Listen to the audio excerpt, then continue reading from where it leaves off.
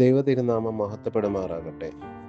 50 നോമ്പിൻ്റെ കാലഘട്ടത്തിലൂടെ കടന്നു പോകുന്ന നമുക്ക് ഇങ്ങനെ പ്രാർത്ഥനയ്ക്കും തിരുവചന ചിന്തയ്ക്കുമായി ദൈവം ഒരുക്കിയത് അവസരത്തെ ഓർത്ത് ദൈവത്തെ ആദ്യമേ മഹത്വപ്പെടുത്താം. ആദ്യമേ തന്നെ ഇങ്ങനെ ഒരു ധ്യാന ചിന്തയ്ക്ക് അവസരം നൽകിയ ദൈവത്തിനോടും ബഹ്റിൻ സെൻറ്റ് കോർലോസ് ഫെലോഷിപ്പ് ഭാരവാഹികളോടുമുള്ള നന്ദിയും സ്നേഹവും ഇത്തരണത്തിൽ അറിയിക്കുന്നു. ഇന്നത്തെ നമ്മുടെ ചെറിയ ചിന്തയ്ക്കായി എടുത്തിരിക്കുന്ന വേദഭാഗം ലൂക്കോസ് എഴുതിയ സുവിശേഷം 5-ാം അധ്യായം അതിൻ്റെ 12 മുതൽ 16 വരെയുള്ള വാക്യങ്ങളാണ്. ഏവർക്കും സുപരിചിതമായ വേദഭാഗം തന്നെയാണിത്. ക്രൈസ്തവ സഭയുടെ ഏവൻഗേലിയം ഭാഗം അനുസരിച്ച് നോമ്പിലെ 2ാമത്തെ ഞായറാഴ്ചയിലെ വേദഭാഗമാണ് ഇത്. അവിടെ നാം ദർശിക്കുന്ന 3-4 ചിന്തകളെക്കുറിച്ച് നമുക്ക് ഇത്തരണത്തിൽ ധ്യാനിക്കാം. അതിൽ ഒന്നാമത്തെ എന്ന് പറയുന്നത്, യേശു ഒരു പട്ടണത്തിലിരിക്കുമ്പോൾ കുഷ്ഠം നിറഞ്ഞ മനുഷ്യൻ യേശുവിനെ കണ്ട് കവിണ്ണു വീണു. അവിടെ നാം ചിന്തിക്കേണ്ട വസ്തുത എന്തെന്ന് വെച്ചാൽ, കുഷ്ഠം നിറഞ്ഞ മനുഷ്യൻ യേശുവിനെ കാണുന്നത് പട്ടണത്തിൽ വെച്ചാണ്. അവിടെ എത്രയോ ആളുകൾ ഉണ്ടായിരിക്കാം, എന്നാൽ കുഷ്ഠരോഗി അവിടെ മറ്റുള്ളവരോട് അപേക്ഷിച്ചു എന്നോ മറ്റുള്ളവരുടെ മുമ്പിൽ കവിണ്ണു വീണു എന്നോ നമ്മൾ കാണുന്നില്ല. അവൻ ഉത്തരം ലഭിക്കുമെന്ന് ദൃഢനിശ്ചയമുള്ളവൻ്റെ മുന്നിൽ തന്നെയാണ് കവിണ്ണു വീഴുന്നത്. അവൻ എത്ര നാളാണ് കുഷ്ഠരോഗിയായി തീർന്നതെന്ന് നമ്മൾ അവിടെ വായിക്കുന്നില്ല. പക്ഷേ അവൻ്റെ രോഗാവസ്ഥ ആ രോഗിയെ വല്ലാതെ ഭാരപ്പെടുത്തിയിരുന്നു.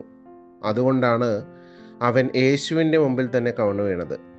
നമ്മുടെ ജീവിതത്തിലും നാം പലപ്പോഴും നമ്മളെ കൊണ്ട് ഒന്നും സാധിക്കില്ല എന്ന് കാണുമ്പോൾ നാം ഈ കാണുന്ന വിധം നമ്മുടെ തമ്പുരാൻ്റെ സന്നിധിയിൽ താണിരിക്കുന്നു, കവിണ്ണു വീണ് പ്രാർത്ഥിക്കണം എന്നുള്ളതാണ് ഒന്നാമത്തെ ചിന്ത. രണ്ടാമത്തെ ചിന്ത എന്ന് പറഞ്ഞാൽ, അവൻ പറയുന്ന ഒരു കാര്യമുണ്ട്. അതായത് കുഷ്ഠരോഗി പറയുന്ന ഒരു കാര്യം, കർത്താവേ, നിനക്ക് മനസ്സുണ്ടെങ്കിൽ എന്നെ ശുദ്ധമാക്കുവാൻ കഴിയും. നമ്മൾ ഈ കുഷ്ഠരോഗി പറഞ്ഞ പോലെ പറയുവാൻ പഠിപ്പിക്കുന്നതാണ് രണ്ടാമത്തെ ചിന്ത എന്ന് പറയുന്നത്. കർത്താവേ, നിനക്ക് മനസ്സുണ്ടെങ്കിൽ എൻ്റെ യാചനയ്ക്ക് ഉത്തരം നൽകണം എന്നുള്ളതാണ് ചിന്ത. എന്നാൽ നമ്മുടെ യാചനകളും പ്രാർത്ഥനകളും നമ്മൾ ചോദിക്കുന്ന കാര്യം നമുക്ക് ലഭിക്കണം എന്നുള്ളതാണ്. ഈ കുഷ്ഠരോഗി നമ്മെ പഠിപ്പിക്കുന്ന ഒരു കാര്യം എന്താണെന്ന് വെച്ചാൽ, നമ്മുടെ തമ്പുരാന് മനസ്സുണ്ടെങ്കിൽ നമ്മുടെ യാചനകൾക്ക് മറുപടി തരും, അല്ലെങ്കിൽ നമ്മളിൽ പ്രവർത്തിക്കും എന്നുള്ളതാണ്. അതിനെ മറ്റുള്ള എന്തും ഒരു തടസ്സം ആവില്ല എന്നുള്ളതാണ്. ഇനി മൂന്നാമത്തെ ചിന്ത, ഉള്ള് നൊന്ത് കരയുന്ന നമ്മളെ മറികടക്കാത്ത ഒരു യേശുവിനെ അവിടെ നമുക്ക് ദർശിക്കാം. അവൻ്റെ പ്രാർത്ഥന നിർമ്മലമാണെന്ന് കണ്ടപ്പോൾ, അവൻ്റെ വേദന സത്യമാണെന്ന് ദർശിച്ചപ്പോൾ, കണ്ണുനീർ തൂകുമ്പോൾ മനസ്സലിയുന്ന ഒരു സ്വർഗത്തിലെ ദൈവത്തെ നമുക്ക് അവിടെ കാണാം. അവൻ മാറിപ്പോകാതെ ആ കുഷ്ഠരോഗിയെ ശുദ്ധമാക്കിയതായി നമുക്ക് കാണുവാനും സാധിക്കും. നാലാമത്തെ ചിന്ത, പിന്നീട് യേശുവിനെ കുറിച്ചുള്ള ശ്രുതിയെല്ലാം എല്ലായിടത്തും പരന്നു എന്ന് നമ്മൾ അവിടെ വായിക്കുന്നുണ്ട്.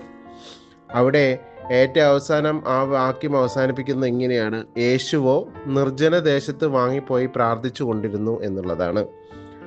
നമ്മളെ യേശു ഒരു കാര്യവും കൂടി അവിടെ പഠിപ്പിക്കുന്നുണ്ട്. എന്ത് തിരക്കുകൾക്കിടയിലും എന്ത് പ്രവർത്തനങ്ങൾക്കിടയിലും നാം പ്രാർത്ഥിക്കാൻ മറന്നു പോകാൻ പാടില്ല എന്നുള്ളതാണ് അവിടുത്തെ ചിന്ത. നമ്മുടെ വേദപുസ്തകത്തിൽ പലയിടങ്ങളിലും പല രൂപത്തിലും നമ്മളെ പ്രാർത്ഥിക്കുവാൻ നമ്മുടെ കർത്താവ് പഠിപ്പിക്കുന്നുണ്ട്. എത്ര തിരക്കുണ്ടെങ്കിലും നമ്മുടെ തമ്പുരാനെ മറന്നു പോകാതെ അവനെക്കുറിച്ച് വേണ്ടി ധ്യാനിക്കുവാനും അവനെക്കുറിച്ച് വേണ്ടി കുറച്ച് സമയം ചെലവഴിക്കാനും നമുക്ക് സാധിക്കണം എന്നുള്ളതാണ് നാലാമത്തെ ചിന്ത. ഇങ്ങനെയുള്ള ഈ ചിന്തകളാൽ ദൈവം തമ്പുരാൻ നമ്മളെ നയിക്കട്ടെ എന്ന് പ്രാർത്ഥിക്കുന്നു. ഇനിയുള്ള ദിവസങ്ങളിലും നമ്മുടെ തമ്പുരാനെ കുറിച്ച് ധ്യാനിപ്പാനും അവൻ്റെ വചനത്തോടുകൂടി ഇരിപ്പാനും ഈ 50 നോമ്പ് കാലഘട്ടം ഇടയാക്കട്ടെ എന്ന് പ്രാർത്ഥിച്ചുകൊണ്ട് നിർത്തുന്നു. ദൈവനാമം മാത്രം മഹത്വപ്പെടുമാറാകട്ടെ. ആമേൻ.